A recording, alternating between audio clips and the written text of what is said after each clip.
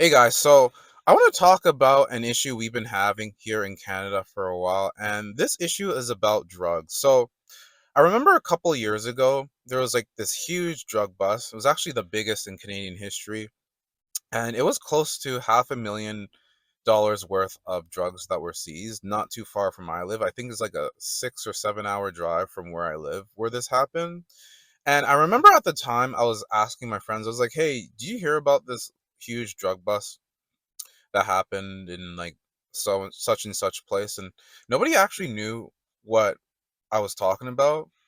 And that's kind of the sad part about these events in the world.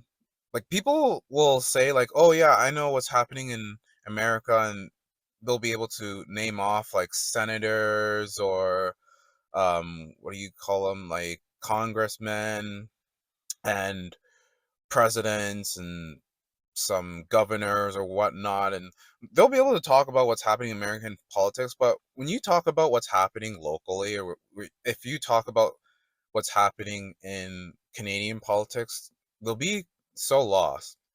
Probably don't even know what an MP is, which is crazy. I mean, it's like, do you look at politics as just pure entertainment? Like, do you not understand that the things they're talking about affect your life directly? It's so weird to me. So it's the same thing when it comes to drugs as well. So we have a lot of issues, particularly where I live. We have our own Canadian Skid Row where I live. And I think the World Cup exposed that. People were just like, what the hell is happening in Canada? It's like, well, yeah, I mean, we've had this for a very long time, and we've even shipped these guys off to different places, and they still keep coming back. But yeah, so we have that. We had a policy. I don't remember if it's still a thing right now, but I do remember that it was a thing where the government in this province legalized all drugs. So every single hard substance of a certain amount, so like a very small amount. Basically, what they're saying is that, oh, yeah, so all these people out on the streets, they're getting drugs and they're getting laced with fentanyl. So we're going to provide them what was the phrase? It was like safe injection site. That was the phrase that they used. There was like, oh yeah, these needles are safe, so you can inject your heroin in your arm, and the needles will be clean, so you won't have a dirty needle, so you can overdose on your own and have fun doing that. That's basically what this cuckoo for Cocoa Puffs place is thinking about, just letting people kill themselves for free. I mean, you guys know that it's legal for you to euthanize yourself here in Canada as well. We just love doing that, apparently. But, anyways, so yeah, that's happening. We have, so when you come to Canada, Canada is this place where you can just come here and design your own super lab, and it's fine. So basically, what people do is they'll get all the components that they can to create their own kind of Breaking Bad super lab, and then they try to make whatever drugs they want for as long as they can until they get busted. So I had some time where I was looking up all this stuff, and I was just like, how the heck is this even possible? There's even one video I watched where a house exploded in a neighboring city. And I saw the title of the video. It's like, oh, house in Langley explodes. I'm just like, there's no way like the house explodes. This is probably like a click clickbait title. And I watched the video, and so somebody actually had a camera where you could actually see the home. So it was someone's, maybe like a doorbell camera or whatever. And you could actually hear it too. So you see and you hear the explosion of the home. And the story said like two people crawled out of the home and one of the person's wife died.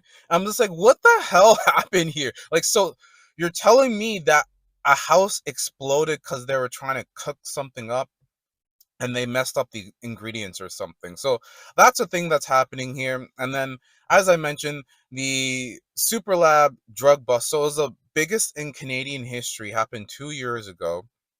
It's like $485 million worth of hard drugs were discovered, and they had like a bunch of weapons too. So in the article, they show you like the pictures of everything that they confiscated. It was like they're about to go for war.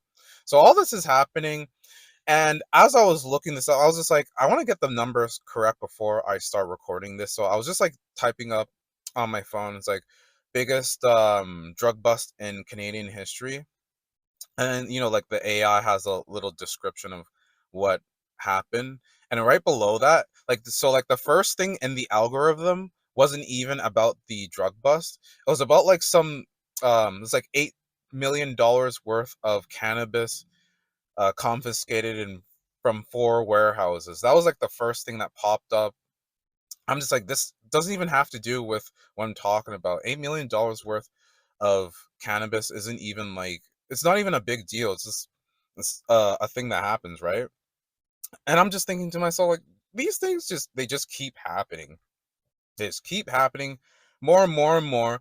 And I don't know if you remember this, but a year ago or a year and a half ago, when Trump got elected, and then he was talking about all this 10% tariff stuff on Canada and Mexico.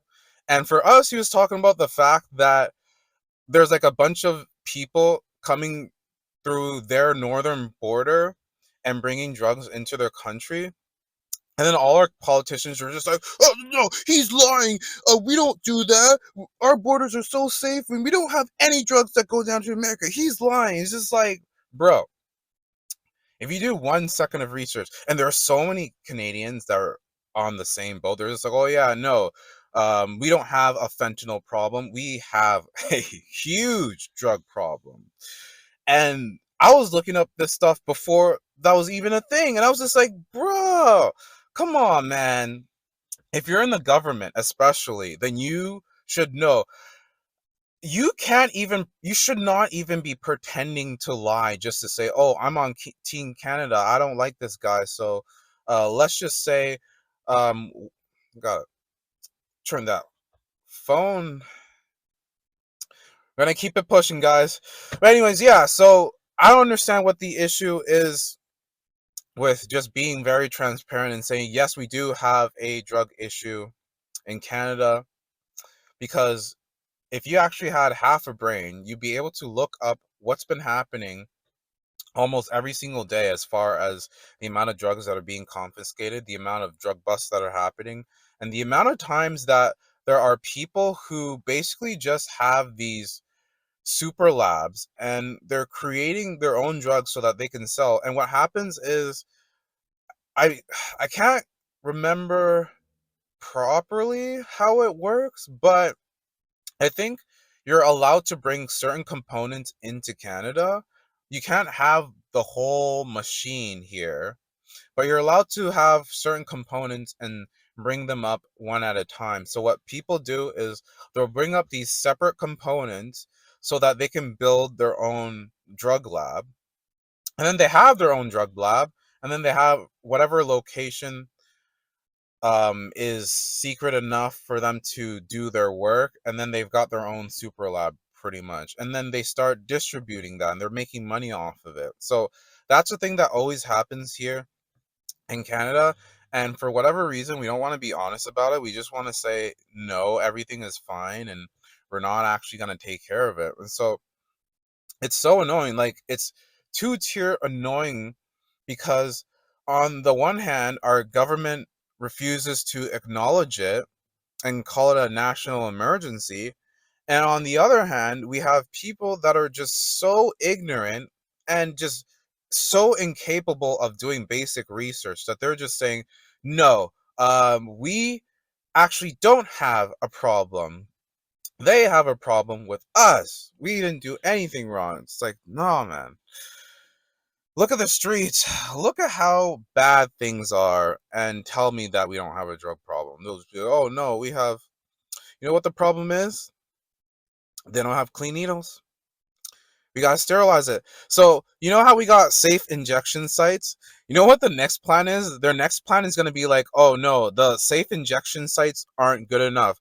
What we need people who go in there and they clean the needle for these guys after every use. So after every use, we need people just to give a good sterilization, give it a good wipe, and then place it back and say, here you go. Or we need other people to actually make the drugs for them so that they can take it safely. Yeah, that's what we need to do. These guys will do everything except the actual real solution. And that is the gist of this crazy land that we call Canada. And I don't know, man. It's not going to get any better. So I think you got to do your own thing. Definitely do keep in mind what is happening in this country because ignorance is not a bliss.